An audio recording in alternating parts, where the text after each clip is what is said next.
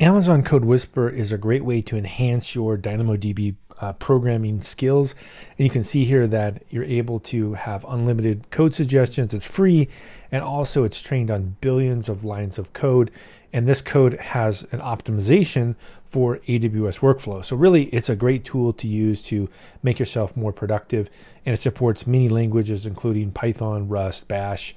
So if we go into this environment here with Visual Studio Code, how do you actually get started here? Well, if you go over to the extensions here, it's inside of AWS Toolkit. So if we go ahead and hover over it, we can see it says CodeWhisper, Code Catalyst, and support for Lambda S3, etc.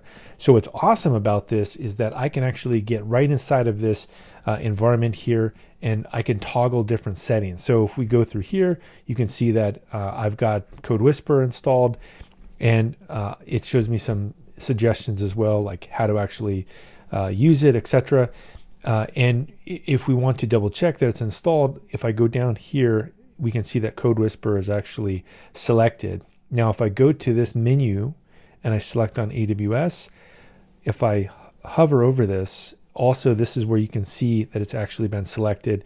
If I want to stop the suggestions, I can stop them there. If I want to run them, I can actually run them there. And it also has the ability to do security scans, which can be very helpful to look for security bugs, and also for code reference as well, which is pretty cool because it shows you where the code actually came from. So maybe you want to look at more of the code if it's a really cool example for some of the things you're working on. So let's go ahead and see how I would actually use this in terms of a bash-based workflow. So in order to get started here, one of the things that might be fun to play around with is to actually create a new bash file. So if we go ahead and we just say, get pull here, I can get the latest changes, and then I can actually say touch, and we can just recreate a system that I've already created earlier, which is we can call scan2 table.sh. And if we go ahead and we look at this, the first thing I would do is put the shebang line. Now, what's really cool is that it already knows what I'm going to write and actually helps me complete it. And it also can help me write documentation as well. So if I put the documentation, this script will scan the table customers. And then if I wanted to, there we go. It could even give me some suggestions about more results. And now what's nice about putting the documentation here first is that here we see that automatically it gives me the right command for what it is I want to do. And it shows me that I can actually do this scan table operation. So this is actually one of the, I think, easier ways to get started with CodeWhisper is to actually dive into Bash and actually use it to help you, do code completions, etc.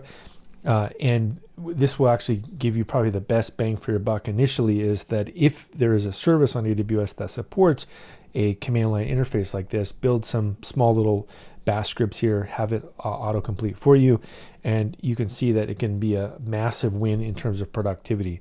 You also can see that you can build other languages as well. So I have some Rust projects here that we have some code, and you could obviously use it inside of a Rust language.